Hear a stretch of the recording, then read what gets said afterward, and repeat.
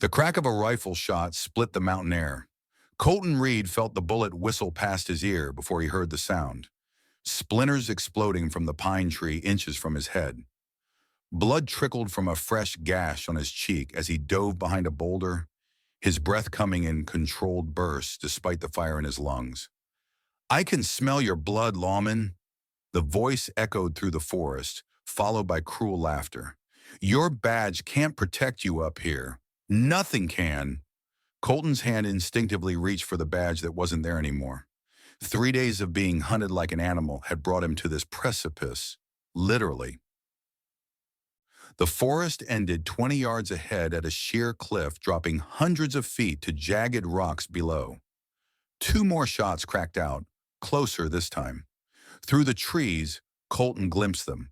5 riders, Winchester repeaters gleaming in the late afternoon sun. Leading them was Jackson Hollister, his silver-plated revolvers catching the light like twin stars, the man who'd sworn to display Colton's head on his ranch gate. "You killed my brothers, Reed." Hollister's voice carried the promise of a slow, painful end. "I'm going to take my time with you." Colton checked his Colt. 2 bullets left. Not nearly enough. The forest ended abruptly at the cliff edge. Colton peered over. Certain death waited below, except for a small ledge jutting out about 15 feet down. It couldn't be seen from above unless you were looking for it. Sometimes survival means jumping without knowing if you'll fly or fall. Colton slipped a folded photograph from his pocket. A pretty young woman with eyes that had once looked at him with respect. The Texas Ranger badge he'd worn with honor for 12 years lay pinned to her dress in the picture. Both were gone now. "I see you, Reed." Hollister's voice was closer. Too close. Colton tucked the photo away and stood, facing his pursuers with his back to the abyss. "End of the line, lawman." Hollister sneered, leveling his revolver. "Not quite," Colton replied, and stepped backward into empty air. 1 week earlier, the chestnut mare picked her way carefully up the rocky trail as Colton Reed guided her around the switchbacks. The deed to his new property sat folded in his saddlebag, a remote cabin that had cost him the last of his savings and promised the kind of isolation a man with his past desperately needed. The familiar weight of the Colt's single-action army on his hip had replaced the Ranger's badge he'd worn for over a decade. His fingers unconsciously traced the empty spot on his chest where the silver star had once rested. "Almost there, girl," he murmured, patting the horse's neck. "Just over this ridge, and we can both stop running." As the cabin came into view, Colton's hand froze mid-pat. Smoke curled from the chimney. A figure sat on the porch steps, a Winchester rifle balanced across her knees. Not just any figure. A woman watching his approach with the unnerving stillness of a mountain lion, sizing up potential prey. Colton drew his horse to a stop 30 yards out, staying mounted as his hand drifted to his sidearm. The woman made no move to raise her rifle, just studied him with eyes as hard and knowing as the mountains themselves. "State your business," Colton called, voice sharp with authority that came from years of facing down men who didn't respect any law but that of gun and bullet. "Shouldn't I be asking you that question?" The woman's voice carried easily across the distance. "Since you're riding up to my cabin," Colton's jaw tightened. "There's some mistake. This property belongs to me now. Paid for it 3 weeks ago from Harrison Mills down in Silver Creek." The woman stood in one fluid motion that spoke of a lifetime in these mountains. She was perhaps 35, with features weathered by sun and wind, dressed in buckskins that had seen hard use. The rifle remained casually in her grip, not pointed at him, but ready to be raised in an instant. "I'm Sarah Blackwood," she said, her tone suggesting the name should mean something. "And Mills had no right to sell what wasn't his to begin with." Colton dismounted, keeping his movements deliberate as he pulled the deed from his saddlebag. "Paper says different, ma'am." "Paper." Sarah's laugh held no humor. "Up here, paper burns. It's a man's word that matters. Her eyes narrowed. Or should I say, a former Texas Ranger's word. That is you, isn't it? Colton Reed, the man who put bullets in the Hollister brothers and fled north with a price on his head. Colton's blood ran cold. He'd been careful, changed his appearance, used different names. How do you? I make it my business to know who's coming to my mountain. Sarah gestured toward the cabin door with her rifle barrel. Come inside, Ranger Reed. That coffee you smell is almost ready, and you look like a man who hasn't had a decent cup in weeks. The cabin's interior stopped Colton in his tracks. What should have been an abandoned shell was a meticulously maintained fortress. Gun ports strategically cut into the walls, hidden storage compartments beneath floorboards, a water collection system fed from the roof. Every detail spoke of careful preparation for siege or long isolation. This cabin wasn't built for comfort, Sarah said, reading his expression. It was built by people who understood survival. Above the stone fireplace hung 3 hats, displayed like trophies. The first bore a bullet hole through its crown. The second was charred along one side. The third was nearly sliced in half. Previous owners? Colton asked, nodding toward the grim collection. Sarah's expression hardened as she poured steaming coffee into tin cups. Previous men who thought a piece of paper gave them the right to claim what wasn't theirs. She set a cup before him on the rough-hewn table. They all discovered this mountain doesn't surrender its secrets easily. Colton left the coffee untouched. I'm not looking for trouble, Miss Blackwood. Just somewhere quiet where a man can disappear for a while. That's what they all said at first. Sarah settled into a chair across from him, her rifle now propped against the wall, but within easy reach. But I know exactly why you're here, Colton Reed. The Hollister brothers were forcing a Mexican family off their legally deeded land. You intervened. They drew on you. You were faster. The memory flashed before Colton's eyes. The Hollister boys, drunk and vicious, terrorizing the Ramirez family whose small farm they decided they wanted.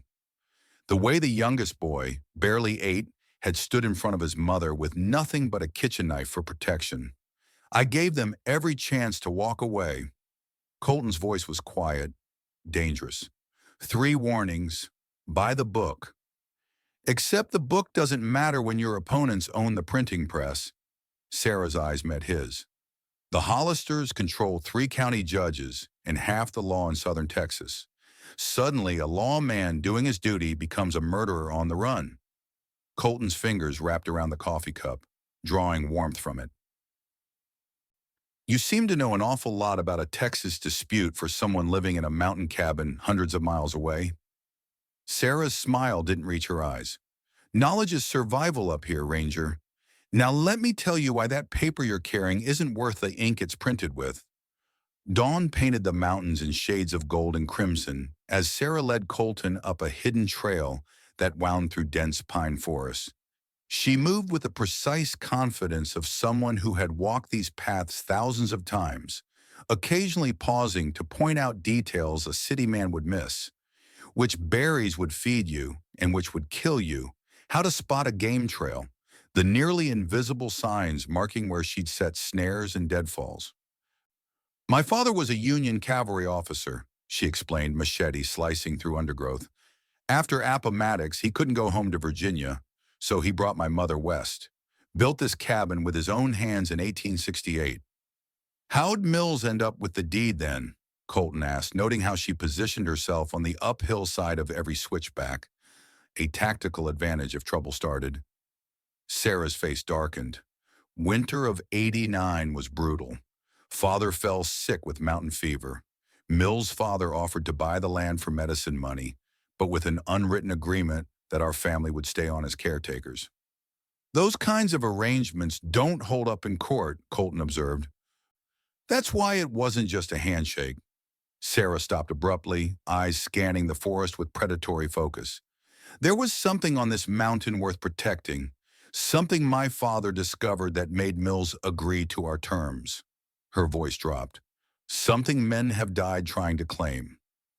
They had reached a sheer rock face that appeared to be solid granite. Sarah moved to a specific section and pressed her hand against a nearly invisible seam. With practiced strength, she pushed, and a narrow opening revealed itself. A natural crevice, impossible to spot unless you knew exactly where to look. "The real reason my family never left this mountain," she said, slipping sideways through the gap. Colton followed, his hand instinctively resting on his holstered Colt. The passage opened into a cavern that took his breath away. The ceiling soared upward like a natural cathedral, with a small underground stream trickling through its center. But it wasn't the cavern's size that made Colton freeze in his tracks. The walls glittered in the beam of Sarah's lantern. Veins of silver ore, thick as a man's arm, ran through the rock face like frozen lightning. Not just traces or small deposits, but one of the richest strikes Colton had ever seen in his years of riding the territories. "Sweet Jesus," he whispered. "There's enough silver in this mountain to buy half of Texas," Sarah said, her voice echoing in the vast space. "Or enough to turn this peaceful valley into a killing ground when every claim jumper and fortune hunter for 500 miles comes running." Colton ran his fingers along a silver vein, his ranger's mind already calculating the bloodshed such wealth would bring. "The three men whose hats hang in your cabin. They discovered this place? They tried." Sarah's voice was matter-of-fact. "Barrett was the first, 2 years after my father died. Thought he could force a young girl off the land or into his bed." Her eyes met Colton's, unflinching. "He was climbing these cliffs, searching for whatever my father had hinted about. The mountain decided he shouldn't make it back down. And the others? Similar stories. Men who thought I was just an obstacle to be removed." Sarah held his gaze. "I didn't kill them, Colton, but I didn't save them either when their own greed led them into danger." Colton nodded, understanding the wilderness justice at work. The mountain didn't forgive mistakes, and Sarah had merely been its witness. "Why show me this?" he asked. "You don't know me from Adam." "Because you're different from the others." Sarah stepped closer, close enough that he could smell pine and wood smoke in her hair. "You didn't come here looking for something to take. You came here running from men who tried to take something from you. Your honor." A sharp crack echoed through the cavern, not a gunshot, but the sound of a branch breaking under a heavy boot. Sarah extinguished the lantern immediately, plunging them into darkness.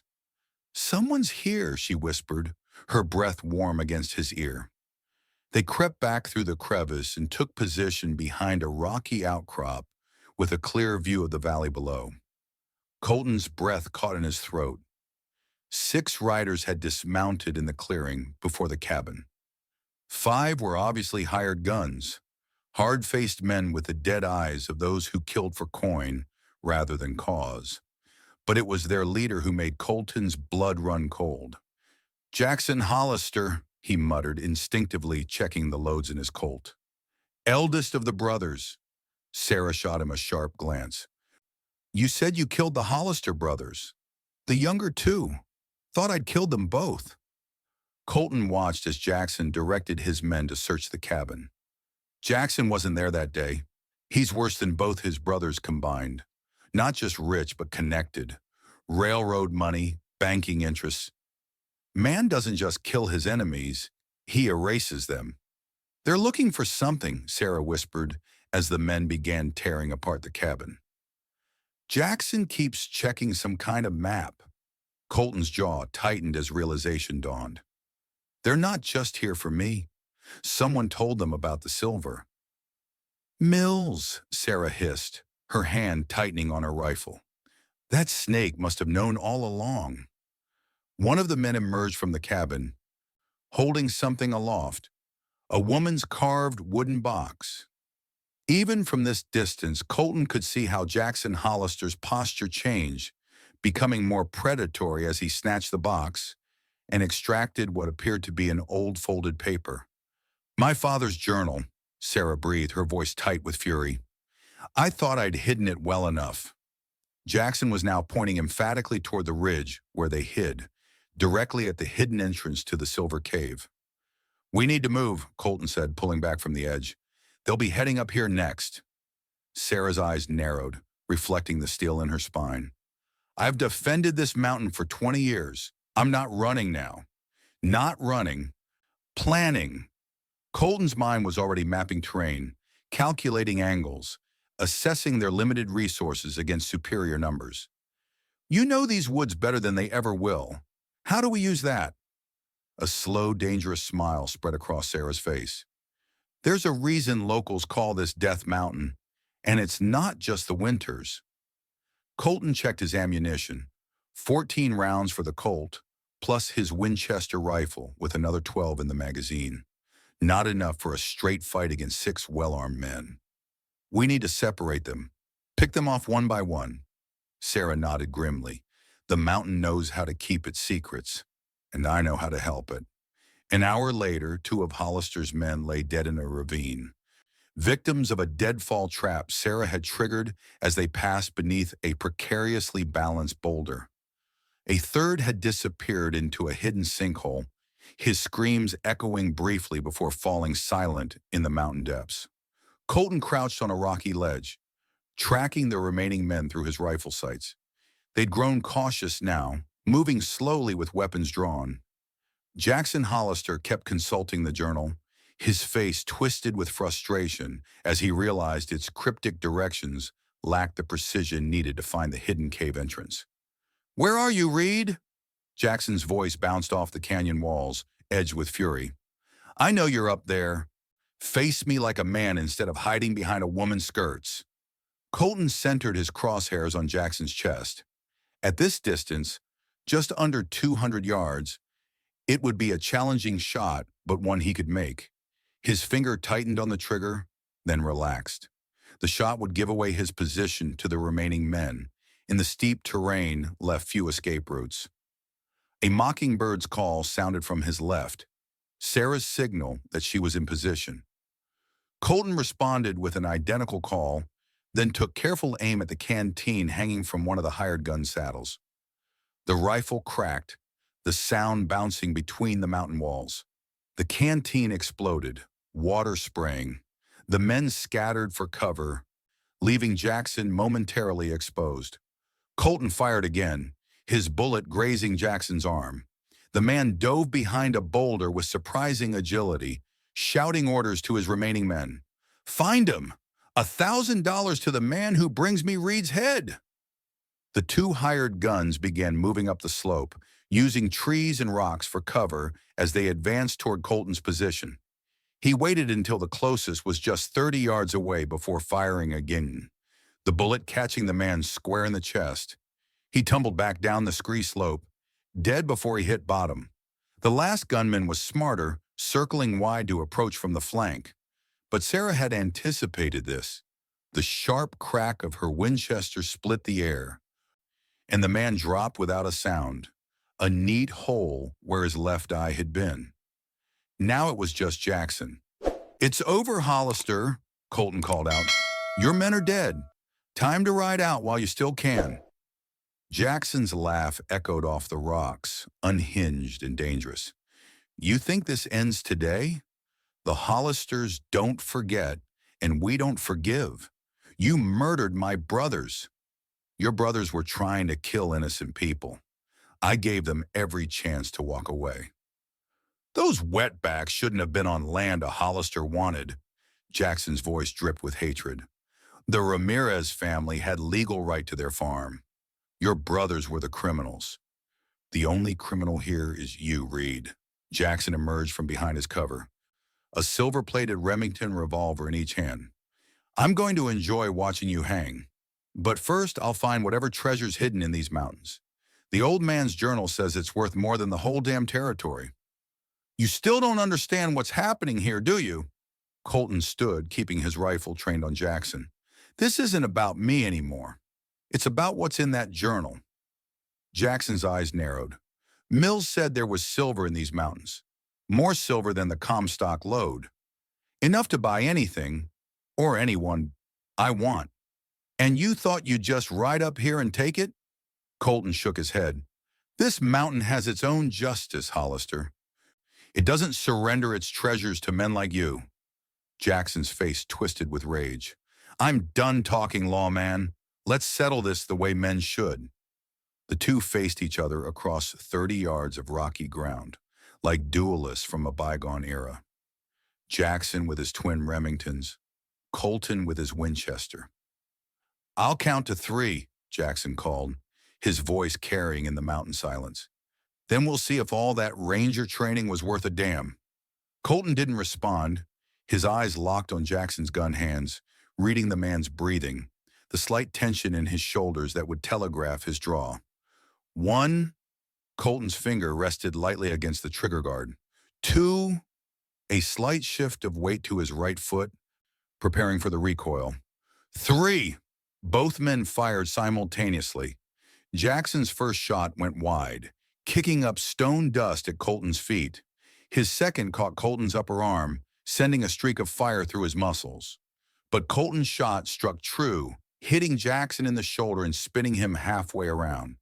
The man staggered but remained standing, raising his left Remington for another shot. Colton worked the lever action smoothly, ignoring the blood soaking his sleeve, and fired again. This bullet caught Jackson in the hip, dropping him to one knee. The silver-plated Remingtons fell from his hands, clattering against the rocks. You're finished, Hollister, Colton said, approaching cautiously with his rifle still trained on the wounded man. The only question is whether you leave this mountain alive or in a pine box. Jackson looked up, his face a mask of pain and hatred. Kill me if you got the guts, lawman. My family will hunt you to the ends of the earth. I'm not a murderer, despite what your money bought the courts to say. Colton kicked the Remingtons away. But I am done running. Movement from behind caught his attention.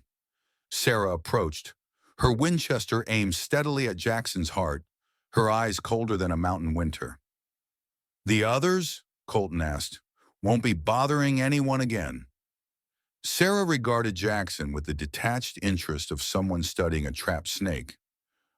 This one needs to carry a message back to Texas. What message? Jackson spat, blood staining his expensive suit. Sarah knelt beside him, her voice dropping to a whisper that only Jackson could hear. Whatever she said drained the color from his face, leaving him ashen and shaking. You're bluffing, he gasped. Sarah smiled, the expression never reaching her eyes. Try me. She stood, nodding to Colton. Bind his wounds. He's riding out tonight. Alone.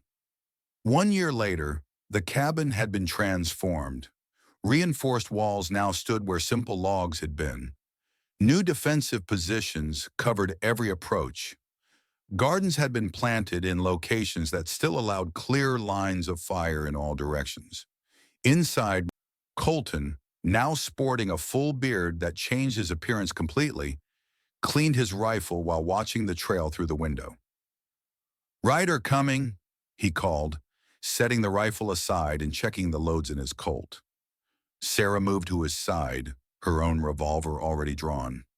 They had developed an easy rhythm over the months, working together with the wordless understanding of two people who had faced death side by side.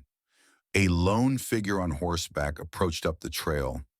Not a threat, but the mail carrier who made the journey up the mountain once a month with supplies and news from the outside world. Anything from Texas? Colton asked as he accepted a small bundle of letters. The postman shook his head. Nothing this time.